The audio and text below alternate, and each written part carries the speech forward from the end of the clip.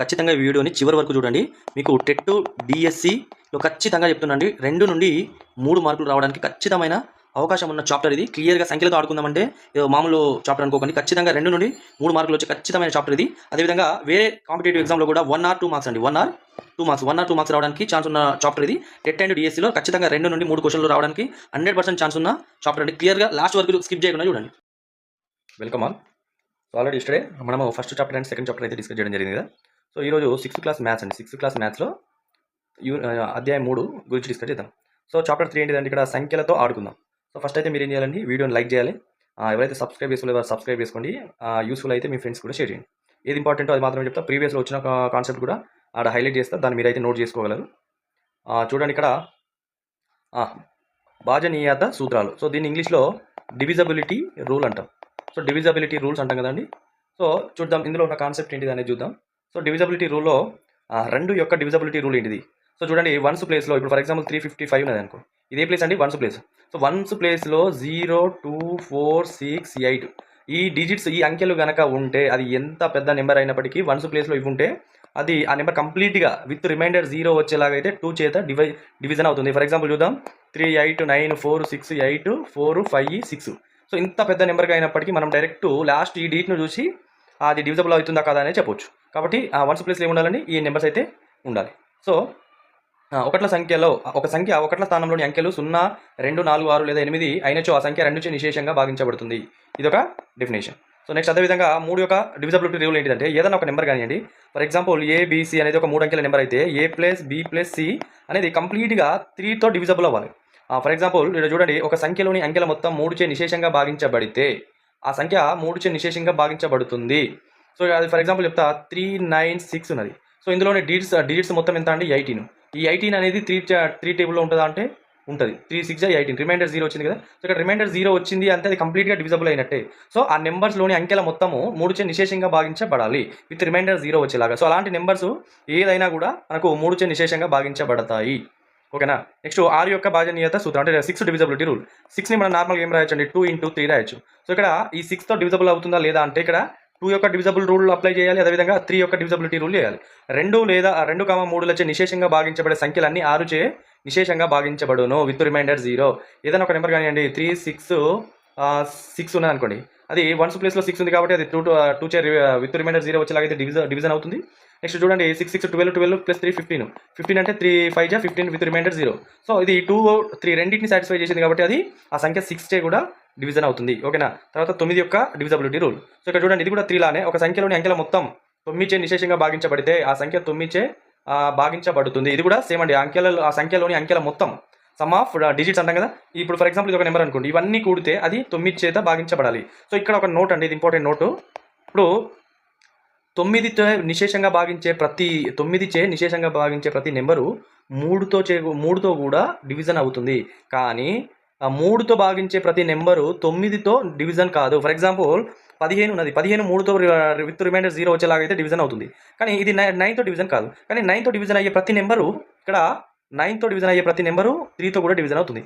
కానీ 3తో డివిజన్ అయ్యే ప్రతి నెంబరు కూడా 9తో కాదు. కొన్ని అవుతాయి, కొన్ని కావు. ఓకేనా. సో నెక్స్ట్ 5 యొక్క డివిజబిలిటీ రూల్. 5 యొక్క డివిజబిలిటీ రూల్ ఏంటంటే ఇక్కడ చూడండి వన్స్ ప్లేస్లో 0 లేదా 5 ఉండాలి. అలా ఉన్న ప్రతి నెంబరు కూడా మనకి ఇక్కడ 5 తే డివిజన్ అవుతుంది. ఇది చూడండి ఇక్కడ 5 ఉన్నది, ఇది అవుతుంది. ఇక్కడ 1 ఉన్నది, ఇది కాదు. ఇక్కడ 0 ఉన్నది, అవుతుంది, ఇది అవుతుంది. ఓన్లీ 0 or 5 ఉంటే మాత్రమే అది 5 చే డివిజన్ అవుతుంది. సో నెక్స్ట్ 10 యొక్క డివిజబిలిటీ రూల్ చూడండి. ఇక్కడ వన్స్ ప్లేస్లో 0 మాత్రమే ఉండాలి. వన్స్ ప్లేస్లో 0 ఉంటేనే వెళ్తుంది. ఇక్కడ చూడండి ఇది ఒకటి ఇంపార్టెంట్ అండి. ఈ క్రింది ఇవ్వబడిన సంఖ్యలలో 2, 3 మరియు 6 చే నిశేషంగా భాగించబడే సంఖ్యలు ఇవి. ఇక్కడ 9 ఉన్నది. ఈ 3తో పోవాలి కాబట్టి 9 పోతుందా అండి? పోతుందా అంటే 9 పోదు. ఎందుకు పోదు అంటే 2 టేబుల్లో ఉండదు. మళ్ళీ 3 టేబుల్లో ఉన్నప్పటికీ 2లో లేదు కాబట్టి పోదు. ఇక్కడ 2 వన్స్ ప్లేస్లో 2 ఉన్నది కాబట్టి 2 టేబుల్లో పోతుంది. మరి చూద్దాం ఇది 10, 17, 20, 24 కాబట్టి 3 టేబుల్లో కూడా ఉంటుంది. 3, 6, 3, 8 = 24 రిమైండర్ అనేది 0 రావడం జరిగింది. సో ఇది 3 టేబుల్లో పోతుంది, అట్ ది సేమ్ టైం 2 టేబుల్లో పోతుంది. ఈ 2 రూల్స్ అప్లై అయినప్పుడు 6లో కూడా పోతుంది. సో ఈ విధంగా మీరైతే చేయాల్సి ఉంటుంది. నెక్స్ట్ ఇక్కడ చూడండి 5, 10 ఉండాలంటే 5 టేబుల్ అండ్ 10 టేబుల్లో పోవాలంటే ఖచ్చితంగా వన్స్ ప్లేస్లో ఓన్లీ 0 మాత్రమే ఉండాలి. ఎందుకంటే 10 అనేది 0 ఉంటూనే పోతుంది. కానీ 5 డివిజబిలిటీ రూల్ ప్రకారం 0 or 5 రెండిట్లో ఏదున్నా అది డివిజన్ అవుతుంది. కానీ 10కి వచ్చేసరికి కంపల్సరీ 0నే ఉండాలి. ఓకేనా. ఇవి అయితే మీరు ప్రాక్టీస్ చేసుకోండి. నెక్స్ట్ ఈ క్వశ్చన్స్ ఇంపార్టెంట్ అండి. ఈ ప్రతి క్వశ్చన్ కూడా మనకి ఎగ్జామ్లో రావడానికి అవకాశం ఉండే సో ఇవి చెక్ చేయాలి. 1, 9 అంకెలు వచ్చి ఒకసారి మాత్రం ఉపయోగిస్తూ రాయగల 3 అంకెల సంఖ్యలను రాయండి. ఓకేనా, ఇది ప్రాక్టీస్ చేయండి అండి. ఇది నెక్స్ట్ అదేవిధంగా ఇవన్నీ కూడా ఇంపార్టెంటే. ఓకేనా, సో ఇక్కడ చూడండి, ఇది కూడా ఇంపార్టెంట్. ఇది ఆల్రెడీ ఒకసారి క్వశ్చన్ వచ్చినట్టున్నది. 123 ఏ కనిష్ట సంఖ్యను కూడితే ఏర్పడే సంఖ్య 5 చే నిశేషంగా భాగించబడుతుంది. సో ఇక్కడ చూడండి 123 ఉన్నది. ఈ 1s ప్లేస్లో 5 ఉండాలంటే మనం ఇంకా యాడ్ చేయాల్సిన కనిష్ట నెంబర్, లీస్ట్ నెంబర్ ఎంత అంటే 2. అప్పుడు ఏమవుతుంది, 125 అవుతుంది. ఆ 125 అనేది 5 చే డివైడ్ అవుతుంది. ఓకేనా, గుర్తుపెట్టుకోండి. ఓకేనా, ఇవన్నీ ప్రాక్టీస్ చేయండి. ఇవన్నీ కూడా మీరు నోట్స్లో రఫ్ నోట్స్ పెట్టి లేదంటే ఒక షార్ట్ నోట్స్ ప్రిపేర్ చేసుకొని చేయండి. నెక్స్ట్ కారణాంకాలు అంటాం. కారణాంకాలు అంటే ఫ్యాక్టర్స్ అండి. కారణాంకాలు అంటే ఇంగ్లీష్లో ఫ్యాక్టర్స్ అంటాం. ఇక్కడ చూడండి, ఇంపార్టెంట్ ఉన్నది మాత్రమే చెప్పడం జరుగుతుంది. ఇక్కడ చూడండి, ఒక సంఖ్యను నిశేషంగా భాగించే మరొక సంఖ్య ఆ సంఖ్య యొక్క కారణాంకం అంటాము. ఫర్ ఎగ్జాంపుల్ 18 ఉన్నది. 18 1 టేబుల్లో ఉంటుంది, 2 టేబుల్లో ఉంటుంది, 3 టేబుల్లో ఉంటుంది, 6 టేబుల్లో ఉంటుంది, 9 టేబుల్లో ఉంటుంది, 18 టేబుల్లో ఉంటుంది. సో ఈ 1, 2, 3, 6, 9, 18 ఇవన్నీ కూడా 18 యొక్క కారణాంకాలు ఫ్యాక్టర్స్ అంటాం కదా మనం, అది కారణాంకాలు. సో కారణాంకాలు అంటే ఏంటిదండి, దాన్ని రిమైన్ ఒక నెంబర్ని విత్ రిమైండర్ 0 వచ్చేలాగా డివిజన్ చేసే ప్రతి నెంబర్ కూడా దాని యొక్క కారణాంకము. ఓకేనా, సో నెక్స్ట్ చూడండి 12 యొక్క కారణాంకం 1, 2, 3, 4, 6, 12. కనీస ఏదన్నా ఒక నెంబర్కి కనిష్ట కారణాంకం ఏంటిది అంటే అది ఖచ్చితంగా 1 అండి. ఎందుకంటే 1 టేబుల్లో 1 దేన్నన్నా డివిజన్ చేయగలుగుతుంది. కాబట్టి కనిష్ట డివిజన్ ఏ నెంబర్ కన్నా కనిష్ట కారణాంకం ఏంటిదంటే 1. గరిష్టం అంటే ఇది. ఓకేనా, ఈ విధంగా మీరైతే చూడండి, ఇక్కడ చూడండి ప్రతి సంఖ్యకు 1 కారణాంకం. ఇది సంఖ్య యొక్క కారణాంకాలన్నిటిలోనూ చిన్నది. సో ఈ పాయింట్ అయితే గుర్తుపెట్టుకోండి. ఒకసారి ఎగ్జామ్లో కూడా రావడం జరిగింది. నెక్స్ట్ అదేవిధంగా ఇక్కడ చూడండి, ప్రధాన సంఖ్యలు, సంయుక్త సంఖ్యలు. ప్రధాన సంఖ్యలను ఇంగ్లీష్లో ప్రైమ్ నెంబర్స్ అంటాం. సంయుక్త సంఖ్యలు అంటే కాంప్లెక్స్ నెంబర్స్. ఇది ఇంపార్టెంట్ అండి, కాంప్లెక్స్ నెంబర్స్. ఓకేనా, ఇప్పుడు చూడండి ఒక సంఖ్య కారణాంకం 1 అవుతుంది, కారణాంకాల సంఖ్య 1 అవుతుంది. ఇక్కడ 2 ఉన్నది, కారణాంకాలు 1, 2 అవుతుంది. ఇక్కడ కారణాల సంఖ్య 2. 3 ఉన్నది, 1, 3. ఇక్కడ కారణాంకాల సంఖ్య ఎంత అండి, 3. ఇక్కడ 6 ఉన్నది, 1, 2, 3, 6. కారణాంకాల సంఖ్య ఎంత అండి, 4. కానీ ఇక్కడ ప్రైమ్ నెంబర్ అంటే only that number have two factors. Only 2 factors మాత్రమే కలిగి ఉండాలి. అది కూడా 1 అండ్ ఇట్ సెల్ఫ్. ఒక సంఖ్యకు 1 మరియు అదే నెంబర్ మాత్రమే కారణాంకాలు ఉండాలి. ఫర్ ఎగ్జాంపుల్ ఇక్కడ 3 ఉన్నదండి. 3 అనేది 1 ఉన్నది అండ్ 3 అంటే 2 కారణాంకాలు మాత్రమే. 1 అండ్ ఇట్ సెల్ఫ్ అంటాం కదా, 2 నెంబర్స్ ఉండాలి. 1 మరియు దానికి అది మాత్రమే కారణాంకమై ఉండాలి. మరి ఇక్కడ 2 కూడా 1 మరియు అదే నెంబర్ కారణం. కాబట్టి ఇక్కడ మీరు గుర్తుపెట్టుకోవాల్సిన నోట్ ఏంటిదంటే 2 అనేది ఈవెన్ ప్రైమ్ నెంబర్ అంటాం. ఓకేనా, సో ఈ విధంగా అదే 2 కంటే ఎక్కువ కారణాంకాలు ఉన్నవన్నీ కూడా మనకి ఇక్కడ కాంప్లెక్స్ నెంబర్ అవుతుంది, అంటే సంయుక్త సంఖ్యలు ఉంటాయి. సో సంయుక్త సంఖ్యల్లో మొదటిది ఏంటిదంటే 4, తర్వాత 6, తర్వాత 8, తర్వాత 9. సో ఇందులో ప్రైమ్ నెంబర్స్, దీనిలో ఆడ్ నెంబర్స్ అంటే బేసి సంఖ్యలు ఉంటాయి, సరి సంఖ్యలు ఉంటాయి. ఎందుకు ఉంటాయంటే మోర్ దెన్ 3 ఫ్యాక్టర్స్ అండి. మోర్ దెన్ ఎన్ని ఫ్యాక్టర్స్ ఉండాలి, 3. ఇక్కడ చూడండి 4కి ఎన్ని ఫ్యాక్టర్స్ ఉన్నాయండి, 3. 6కి ఎన్ని ఉన్నాయండి, 4. అంటే మోర్ దెన్ 3 ఫ్యాక్టర్స్ ఉన్నాయి. మోర్ దెన్ 2 ఫ్యాక్టర్స్ ఉన్నవన్నీ కూడా కాంప్లెక్స్ నెంబర్. సో కాంప్లెక్స్ నెంబర్లో చిన్నది ఏంటిదంటే 4. మరి ప్రైమ్ నెంబర్లో చిన్నది ఏంటిదంటే 2. ఆ 2 కూడా ఈవెన్ ప్రైమ్ నెంబర్ అండి. ఓకేనా, 1 అనేది ప్రైమ్ నెంబర్ కాదు. ఓకేనా, నెక్స్ట్ చూడండి, ఇక్కడ 2, 3, 5, 7 సంఖ్యలు కేవలం 2 కారణాంకాలు మాత్రమే కలిగి ఉన్నాయి. సో 1 మరియు అదే సంఖ్య వీటి కారణాంకాలు. 1 మరియు అదే సంఖ్య కారణాంకాలుగా కలిగిన సంఖ్యను ప్రధాన సంఖ్యలు అంటారు. ఏమంటారండి, ప్రధాన సంఖ్యలు అంటారు. 1 మరియు అదే సంఖ్య కారణాంకం కలిగినవి. నెక్స్ట్ 4, 6 మొదలైనవి సంఖ్యలు 2 కంటే ఎక్కువ కారణాంకాలు కలిగి ఉన్నాయి. వీటిని సంయుక్త సంఖ్యలు అంటారు. మోర్ దెన్ 2 ఫ్యాక్టర్స్ ఉంటే ఏంటిదండి, సంయుక్త సంఖ్యలో చిన్నది ఏంటిది అంటే 4. ఓకేనా, నెక్స్ట్ కనిష్ట ప్రధాన సంఖ్య ఏది అంటే అది కూడా 2. అది కూడా సరి ప్రధాన సంఖ్య అవుతుంది. కనిష్ట సంయుక్త సంఖ్య ఏది అంటే 4. కనిష్ట బేసి సంయుక్త సంఖ్య ఏది అంటే మనకి ఇక్కడ బేసి నెంబర్ అయి ఉండాలి. అట్ ది సేమ్ టైం అది కాంప్లెక్స్ నెంబర్ అంటే సంయుక్త సంఖ్య అయి ఉండాలి. అది 9 మాత్రమే. ఎందుకంటే బేసి సంఖ్యలో 1 ఉంటుంది, 3 ఉంటుంది, 5 ఉంటుంది, 7 ఉంటుంది, 9 ఉంటుంది. సో ఇవన్నీ 2 కారణాంకాలు ఉంటాయి కాబట్టి ఇది ప్రైమ్ నెంబర్స్ అవుతుంది. నెక్స్ట్ ఇక్కడ 9 అనేది 1, 3, 9, 3 కారణాంకాలు, 3 ఫ్యాక్టర్స్ ఉంటాయి కాబట్టి ఇది సంయుక్త సంఖ్య కూడా అవ్వడానికి కాదు, అది సంయుక్త సంఖ్య కూడా అవుతుంది. కాబట్టి కనిష్ట బేసి సంయుక్త సంఖ్య ఏదంటే 9 అవుతుంది.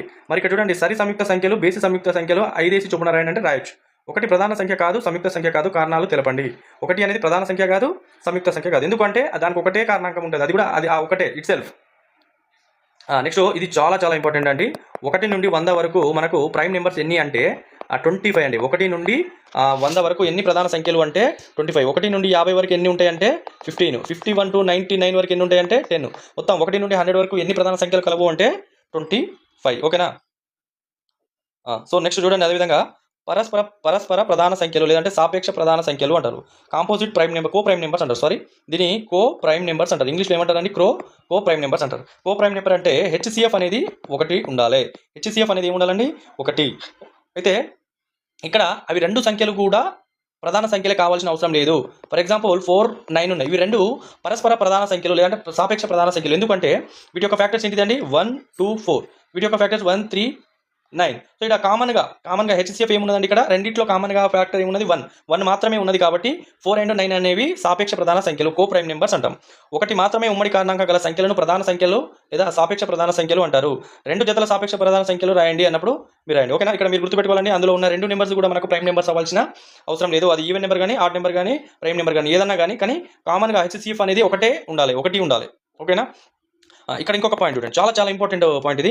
అన్ని ప్రధాన సంఖ్యలు సాపేక్ష ప్రధాన సంఖ్యలు, కానీ సాపేక్ష ప్రధాన సంఖ్యలోని అన్ని సంఖ్యలు ప్రధాన సంఖ్యలు కావు. ఓకేనా, అర్థమైందా ఫ్రెండ్స్? ఇప్పుడు ప్రధాన సంఖ్యలు మొత్తం సాపేక్ష అంటే కో ప్రైమ్ నెంబర్స్ అయితే, కానీ కో ప్రైమ్ నెంబర్స్ అన్ని ప్రైమ్ నెంబర్స్ కావు. ఇది ఇంపార్టెంట్. నెక్స్ట్ ఇక్కడ కవల ప్రధాన సంఖ్యలు, ట్విన్ ప్రైమ్ నెంబర్స్. ఇలా చూడండి, అవి రెండు ట్విన్ ప్రైమ్ నెంబర్ ఉండాలి. అంటే మధ్యలో పక్క నెంబర్స్ ఉంటాయి కదండి. ఇప్పుడు ఫర్ ఎగ్జాంపుల్ 7 ఉంది, 9 ఉన్నది. ఇది ప్రైమ్ నెంబర్, ఆడ్ నెంబర్ అయినప్పటికీ ఇది ప్రైమ్ నెంబర్ కాదు. ఎందుకు ప్రైమ్ నెంబర్ కాదంటే 3 ఫ్యాక్టర్స్ ఉంటాయి కాబట్టి ఇలాంటి నెంబర్స్ కదండి. ఇక్కడ చూడండి 11, 13, 41, 43 ఇలా రెండు భేదం గల ప్రధాన సంఖ్యలు. అంటే డిఫరెన్స్ అనేది 2 మాత్రమే ఉండాలి. ఓకేనా, కవల ప్రధాన సంఖ్యలు అన్ని సాపేక్ష ప్రధాన సంఖ్యలు అవుతాయా? ఈ మిత్రులతో చర్చించండి. ఓకేనా ఫ్రెండ్స్, ఇప్పుడు ఈ సబ్జెక్ట్ అంటే ఈ లెసన్కి సంబంధించి ఆల్మోస్ట్ అన్ని పాయింట్స్ కూడా మనము డిస్కస్ చేయడం జరిగింది. నెక్స్ట్ ప్రధాన కారణాంక విభజన. సో ప్రైమ్ ఫ్యాక్టర్గా డివైడ్ చేయాలండి. ఇట్లా డివైడ్ చేసుకుంటూ పోవాలి. 24 ఉంది, 2 into 2 into 2 into 3 అంటే 2^3 into 3 ఈ విధంగా అయితే రాయొచ్చు. ప్రధాన కారణాంక విభజన అంటారు. ఈ విధంగా మనల్ని డివైడ్ చేయడాన్ని మనం ఏమంటామండి, ప్రధాన కారణాంక విభజన. సో ప్రధాన కారణాంకాల విభజన పద్ధతి ఏ విధంగా చేయొచ్చు అంటే డివిజన్ భాగాహార పద్ధతిలో కూడా చేయొచ్చు. నెక్స్ట్ వృక్ష పద్ధతిలో కూడా ఈ విధంగా చేయొచ్చు. ఓకేనా, సో నెక్స్ట్ అదేవిధంగా సామాన్య కారణాంకాలు అంటే ఇచ్చిన సంఖ్యల కారణాంకాలలో ఉమ్మడిగా ఉన్న కారణాంకాలను రెండు సంఖ్యల సామాన్య కారణాంకాలు అంటాం. ఎల్సిఎం అంటాం కదండి, లీస్ట్ కామన్ మల్టిపుల్ అంటే ఉమ్మడిగా ఉండేవాడు. ఎల్సిఎం అనేది లీస్ట్ కామన్ మల్టిపుల్ అవుతుంది. సామాన్య కారణాంకాలు అనేవి ఇప్పుడు ఇదొక నెంబర్ తీసుకున్నాం. ఇందులో కామన్గా ఉన్న ఏంటిదండి 1, 2, 3. నెక్స్ట్ అదేవిధంగా 6. ఇక్కడ 1, 2, 3, 6. ఇందులో చూడండి 1, 2, 3, 6 అనేవి కాకుండా రెండేసి ఇతర కారణాంకాలు ఏమైనా ఉన్నాయా పర్టికులర్ పరిశీలించండి. లేవు. కాబట్టి ఇచ్చిన సంఖ్యల కారణాంకాలు ఉమ్మడిగా ఉన్న కారణాంకాలు ఆ రెండు సంఖ్యల సామాన్య కారణాంకాలు అంటాం. సో ఎల్సిఎం వేరు, ఇది వేరు. నెక్స్ట్ గరిష్ట సామాన్య కారణాంకం గాసాబా. ఇక్కడ చూడండి 2 లేదా అంతకంటే ఎక్కువ సంఖ్యల యొక్క సామాన్య కారణాంకాలలో గరిష్ట సంఖ్యను గరిష్ట సామాన్య కారణాంకం గాసాగా లేదా గరిష్ట భాజాకము గాసాబా అంటారు. ఓకేనా, ఇక్కడ చూడండి ఇది కాసాగే. నెక్స్ట్ అదేవిధంగా ఇక్కడ చూడండి ప్రధాన కారణాంకాల విభజన ఈ విధంగా కూడా చేయొచ్చు. ఇక్కడ చూడండి 12, 36 ఉన్నది. సో ఇందులో అన్నిట్లో 2 కామన్ ఉన్నది, అదేవిధంగా 3 కామన్ ఉన్నది. అంతేనా? సో 2, 3 ఈ రెండు మాత్రమే మనం తీసుకోవాల్సి వస్తుంది. అప్పుడు 2, 3 ఎంత అండి 6. కాబట్టి 12, 30, 36 యొక్క హెచ్సిఎఫ్ ఎంత అవుతుంది, ఇక్కడ గాసాబా ఎంత అవుతుందంటే 6 అవుతుంది. ఎందుకంటే ఇక్కడ నేను ఒకసారి డివైడ్ చేస్తే చూడండి 12, 30, 36 ఉన్నది. 1 table, 2 table, 3 table, 4 table, 6 table, 12 table. ఇక్కడ 1 table, 2 table, 3 table, 5 table, 6 table, next అదేవిధంగా 15 table, 30 table. నెక్స్ట్ ఇక్కడ చూడండి 1, 2, 3, 4, 6, 9 తర్వాత 12 తర్వాత 18 తర్వాత 16. సో ఇక్కడ చూడండి 6 మాత్రమే అన్నిట్లో హైయెస్ట్ ఇది ఉన్నది. కాబట్టి వీటి యొక్క గాసాబ్ ఎంత అండి 16. ఈ విధంగా అయితే మీరు అయితే ఎల్సిఎం అండ్ హెచ్సిఎఫ్ సంబంధించి ఒక వీడియో స్పెషల్గా అయితే చేయడం జరుగుతుంది. నెక్స్ట్ ఈ విధంగా మనకు భాగాహార పద్ధతిలో కూడా చేయొచ్చు. సో ఏ విధంగా చేసినట్టే ఫర్ ఎగ్జాంపుల్ ఇక్కడ చూడండి 64 ఉన్నది, దాని 56. ఈ రెండు యొక్క హెచ్సిఎఫ్ ఎంత అంటే 1 ఏమైతుంది 56, 8. మళ్ళీ ఈ 56 మనం ఇక్కడ రాసుకోవాలండి. ఇప్పుడు 7 56, రిమైండర్ 0 వచ్చిందంటే ఇక్కడనే స్టాప్ అవ్వాల్సి ఉంటుంది. సో ఈ రెండింటి నెంబర్ యొక్క హైయెస్ట్ కామన్ ఫ్యాక్టర్ ఏంటిదండి 8. ఈ విధంగా అయితే చేయండి. సో వీటి గురించి మళ్ళొకసారి ఒక క్లియర్ వీడియోలో డిస్కస్ చేద్దాం. ఇక్కడ సామాన్య గుణిజాలు అంటే మల్టిపుల్స్ అండి. గుణిజాలు అంటే మల్టిపుల్స్, ఇది ఎల్సిఎం అవుతుంది. ఓకేనా, 64 ఉన్నది. 64 యొక్క లీస్ట్ అంటే ఇక్కడ చూడండి ఇక్కడ 12 మాత్రమే లీస్టు. ఇది 4 మరియు 6 యొక్క సామాన్య గుణిజాలు 12, 24, 36 ఈ విధంగా అవుతుంది. మరి లీస్ట్ కావాలన్నప్పుడు 12 కనిష్ట సామాన్య గుణిజం అండి. ఇంతకుముందు నేను సామాన్య కారణాంకం అని చెప్పిన కదా, సో అది కాదండి. ఇక్కడ కనిష్ట సామాన్య గుణిజం అనేది కాసాగు ఎల్సిఎం అవుతుంది. ఇక్కడ చూడండి 4 మరియు 6 యొక్క సామాన్య గుణిజాలు ఏమైతే 12, 24, 36. సో ఇక్కడ కనిష్ట సామాన్య గుణిజం అన్నాం కాబట్టి లీస్ట్ నెంబర్ తీసుకోవాలి. లీస్ట్ నెంబర్ ఏమున్నదండి 12 ఉన్నది. సో ఈ విధంగా అయితే ఎల్సిఎం ఫైండ్ చేయాల్సి ఉంటుంది. నెక్స్ట్ అదేవిధంగా చూడండి 2 లేదా అంతకంటే ఎక్కువ సంఖ్యల గుణిజాలలో కనిష్ట ఉమ్మడి గుణిజాలమును ఆ సంఖ్యల కనిష్ట సామాన్య గుణిజం అంటారు. లీస్ట్ నెంబర్ తీసుకోవాలి. ఓకేనా, కాసాగును కనుక్కునే పద్ధతి కూడా ఈ విధంగానే కామన్గా ఉన్న నెంబర్స్ని తీసుకొని అది కూడా హైయెస్ట్ పవర్ని మల్టిప్లై చేయాల్సి ఉంటుంది. ఇక్కడ చూడండి ఇంకొక పాయింట్, ఇచ్చిన రెండు సంఖ్యలలో మొదటి సంఖ్య రెండవ సంఖ్య దాని గుణిజం అయితే ఆ సంఖ్య కాసాగు మొదటి సంఖ్య అవుతుంది. ఓకేనా, ఇచ్చిన రెండు సంఖ్యలలో మొదటి సంఖ్య రెండవ దానికి గుణిజం అయితే ఆ సంఖ్యల కాసాగు మొదటి సంఖ్య అవుతుంది. ఓకేనా, ఫర్ ఎగ్జాంపుల్ ఇక్కడ చూద్దాం 4 ఉన్నది 8 ఉన్నది. ఈ రెండు సంఖ్య 2 అనేది 2, 8 యొక్క గుణిజమే అవుతుంది. సో ఇక్కడ 4 and 8 యొక్క కాసాగు ఎంత అంటే 1, 2, 4, 1, 2, 4, 8. సో ఇక్కడ లీస్ట్ ఇదేంటిదండి ఫోర్ కాదు, సారీ, ఈ విధంగా కాదు, 8 అవుతుంది. ఎందుకంటే ఈ రెండు టేబుల్లో కూడా మనకి ఇక్కడ 8 ఉండడం జరుగుతుంది. సారీ, ఇది కొంచెం మిస్టేక్ అయింది, ఇది కాదు. ఫర్ ఎగ్జాంపుల్ 4 ఉన్నది, 8 ఉన్నది. ఇక్కడ చూడండి 4, 8, 12, 16 ఈ విధంగా ఉన్నది. నెక్స్ట్ 8, నెక్స్ట్ 16, 24 ఈ విధంగా అయితే ఉండడం జరిగింది. సో ఇక్కడ లీస్ట్ ఉన్న నెంబర్ ఏంటిదండి? 8. సో ఇక్కడ 4, 8 యొక్క ఎల్సిఎం ఎంత అంటే 8 తీసుకోవడం జరుగుతుంది, లీస్ట్ నెంబర్. రైట్, ఇక్కడ చూడండి ఎల్సిఎం అండ్ హెచ్సిఎఫ్ యొక్క మధ్య సంబంధాన్ని గురించి డిస్కస్ చేద్దాం. ఇక్కడ చూద్దాం, రెండు సంఖ్యల లబ్ధము వాటి కాసాగు గాసాబాల లబ్ధానికి సమానం. ఇది ఇంపార్టెంట్, అంటే వెరీ వెరీ వెరీ ఇంపార్టెంట్ అండి. ఆల్రెడీ ఈ ఎగ్జామ్లో ఈ క్వశ్చన్ అయితే రావడం జరిగింది. ఇప్పుడు n1 అనేది ఒక నెంబర్ తీసుకుందాం, ఇంటూ n2, ఈ రెండు నెంబర్స్ అంటే product of two numbers is equal LCM into HCF. LCM into HCF, ఓకేనా? ఇలాంటి చాలా చాలా ఇంపార్టెంట్. వీటి మీద నెంబర్ ఆఫ్ టైం క్వశ్చన్స్ అయితే రావడం జరిగింది, ఓకేనా? ఇక్కడ చూడండి, ఫర్ ఎగ్జాంపుల్ 8, 12 కాసాగు 24 అండి. 8, 12 ఒక ఎల్సిఎం ఎంత అండి? 24. ఇక్కడ చూడండి, మనకు ఇది ఒక క్వశ్చన్ చూద్దాం. ఇక్కడ 8 మరియు 12 యొక్క కాసాగు కనుక్కోండి. కాసాగు గాసాబాల మధ్య సంబంధం ఉపయోగించి గాసాబాను కనుక్కోండి. ఫర్ ఎగ్జాంపుల్ ఇక్కడ n1 అంటే ఏంటిదండి? మనకి ఇక్కడ 8, n2 అంటే 12. సో వీటి యొక్క కాసాగు ఏంటిదండి? 8, 12 ఒక కాసాగు ఏంటిదంటే 8, 16, 24, 12, 24. ఇక్కడ ఎండ్ అవుతుంది కాబట్టి 24 ఇంటూ హెచ్సిఎఫ్. ఇక్కడ మనకి హెచ్సిఎఫ్ కనుక్కోవాల్సి ఉంటుంది. 12 1 12, 12 2 2 1 2 2 4 అంటే హెచ్సిఎఫ్ ఏమైంది ఇక్కడ? హెచ్సిఎఫ్ ఎంత అండి? ఫర్ నెంబర్ ఆఫ్ టైం వచ్చిందండి. మీరు ఖచ్చితంగా దీని అయితే నోట్ చేయండి. దీని నెంబర్ ఆఫ్ ప్రాబ్లమ్స్ కూడా ప్రాక్టీస్ చేయండి, ఈజీగా అయితే అవుతుంది. నెక్స్ట్ 4, 8, 11 యొక్క డివిజబిలిటీ రూల్. 4, 8, 11 యొక్క డివిజబిలిటీ రూల్. 4 యొక్క 4 యొక్క డివిజబిలిటీ రూల్ ఏంటిదంటే, ఏదైనా ఒక నెంబర్ ఏబిసి అనే ఒక నెంబర్ 3 అంకెల సంఖ్య అంటే ఈ బీసీ అంటే 1s 10s ప్లేస్లో ఉన్న రెండు నెంబర్స్ కూడా 4 ఇచ్చే డివిజన్ కావాలి. అలా అయితే మాత్రమే అది 4 ఇచ్చే డివిజన్ అవుతుంది. ఫర్ ఎగ్జాంపుల్ చూడండి 126 ఉన్నది. 26 అనేది 4 టేబుల్లో ఉండదు కాబట్టి ఇది డివిజన్ కాదు. 124 ఉన్నది. 24 అనేది 4 టేబుల్ ఉంటుంది కాబట్టి ఇది డివిజబుల్ అవుతుంది. లాస్ట్ 2 నెంబర్స్ మాత్రమే మనం తీసుకోవాల్సి ఉంటుంది, ఓకేనా? ఇక్కడ చూడండి, ఒక సంఖ్య యొక్క చివరి 2 అంకెలతో 1 10ల స్థానంలో ఏర్పడిన సంఖ్య 4 చే నిశేషంగా భాగించబడితే ఆ సంఖ్య 4 చే నిశేషంగా భాగించబడుతుంది, ఓకేనా? అర్థమైంది కదా? నెక్స్ట్ 8లో కూడా ఇప్పుడు ఫర్ ఎగ్జాంపుల్ ఏబిసిడి అనేది ఒక 4 అంకెల సంఖ్య అయితే ఈ లాస్ట్ 3 డిజిట్స్ ఉన్నాయి కదా, అవి 8 చే నిశేషంగా భాగించబడాలి. అది అప్పుడు అలాంటి నెంబరు మనకి ఇక్కడ డివిజన్ అవుతుంది. ఇక్కడ చూడండి 93642లో 624 అనేది 8 చే డివిజన్ కావాలి. చూడండి 8 7 జా 56 అయితే 64 అవుతుంది. 8 8 జా 64, రిమైండర్ 0. సో లాస్ట్ 3 డిజిట్స్ అనేది 8 చే డివిజన్ అయింది కాబట్టి ఈ నెంబర్ కంప్లీట్గా కూడా 8 చే డివిజన్ అవుతుంది. ఇక్కడ చూడండి 4 లేదా అంతకంటే ఎక్కువ అంకెల సంఖ్యల యొక్క 100, 10, 1ల స్థానంలోని అంకెలతో ఏర్పడిన సంఖ్య 8 చే నిశేషంగా భాగించబడించునో ఇచ్చిన సంఖ్య 4 చే కూడా నిశేషంగా భాగించబడుతుంది, ఓకేనా? క్లియరా? ఓకే. 11 అండి. 11 యొక్క డివిజబిలిటీ రూల్ ఏంటిదంటే some of even numbers even place and minus odd places. ఇప్పుడు ఫర్ ఎగ్జాంపుల్ ప్రతి సందర్భంలోనూ తేడా. ఇప్పుడు ఫర్ ఎగ్జాంపుల్ అండి ABCDEF ఉన్నది అనుకో. ఇప్పుడు ఈ నెంబర్స్ అండి, ఈ ప్లేసెస్ చూడండి, ఇది 1 ఇట్లా లెక్క పెట్టినప్పుడు 3, ఇది 5 ఇట్లా లెక్క పెట్టినప్పుడు 2, 4, ఇది 6. అంటే ఈవెన్ ప్లేసెస్లో ఉన్న వాటిని యాడ్ చేసి మైనస్ ఆడ్ ప్లేస్లో ఉన్నాయి కదా ఈ బేసిక్ సంఖ్య స్థానంలో ఉన్న వాటిని ప్లేస్ చేసి మైనస్ చేయాలి. మైనస్ చేసినప్పుడు 0 or 11 మాత్రమే రావాలి. 11 ఇక్కడ చూడండి, మీకు క్లియర్గా చెప్తా. ఒక సహజ సంఖ్యలోని కుడి నుండి ఎడమ వైపు పోతే అంకెలు వదిలి అంకెను తీసుకొని అంకెల మొత్తము కనుగొనాలి. ఆ తర్వాత వదిలివేసిన అంకెల మొత్తంను కనుగొనాలి. ఈ మొత్తం భేదం అనేది 13 చే నిశేషంగా భాగించబడితే ఆ సంఖ్య 13 చే నిశేషంగా భాగించబడుతుంది. ఫర్ ఎగ్జాంపుల్ ఇక్కడ చూడండి 6 5 3 5 ఒక అంకె వదిలేసి ఒక అంకె అంటే 5 + 5 ఎంత అండి? 5 + 5 10. ఇక్కడ చూడండి మళ్ళీ 6 + 3 ఎంత అండి? 6 + 3 9. అప్పుడు ఈ రెండు యొక్క డిఫరెన్స్ ఎంత? 1 వచ్చింది. మనకు రూల్ ఏంటిది? 0 అన్న రావాలి, లేదంటే ఆ వచ్చిన నెంబర్ 11తో అన్న డివిజన్ కావాలి, అప్పుడు మాత్రమే నెంబర్ అవుతుంది. కాబట్టి ఇది అవుతుందా అంటే ఇది కాదు. నెక్స్ట్ అదేవిధంగా చూడండి 1 2 2 1 ఉన్నది. ఈ రెండింటిని యాడ్ చేయాలి. అప్పుడు 1 + 2 -1 + 2 3 - 3 = 0 వచ్చింది. 0 వచ్చిందంటే ఈ నెంబర్ అనేది 11 చే డివిజన్ అవుతుంది, ఓకేనా? ద్విముఖ సంఖ్య పాలిండ్రోమ్ అంటాం. ఎటు నుండి చూసినా కూడా సేమ్గానే ఉండాలి, ఓకేనా? ఇవి స్క్రీన్ షాట్ తీసుకొని ఒకసారి చదవండి. సో ఇక్కడ చూడండి దత్తేత్రేయ రామచంద్ర కాప్రేకర్ భారతదేశం. ఈయన ఏ దేశానికి సంబంధించిన వాడండి? భారతదేశానికి సంబంధించిన. ఈయన కాలం ఎప్పటి నుండి 1905 నుండి 1986 వరకు. సంఖ్యలతో అనేక ప్రయోగాలు చేసిన ఉపాధ్యాయుడు. కాప్రేకర్ నెంబర్ని ఏమంటామండి? 6174. సో దీన్ని మనం కాప్రేకర్ స్థిరాంకం అని కూడా అంటాము. 6174 ఇది ఆల్రెడీ ఎగ్జామ్లో వచ్చిన బిట్ అండి, ఓకేనా? సో నెక్స్ట్ మనము ప్రాథమిక జామితీయ భావనలను గురించి డిస్కస్ చేద్దాం.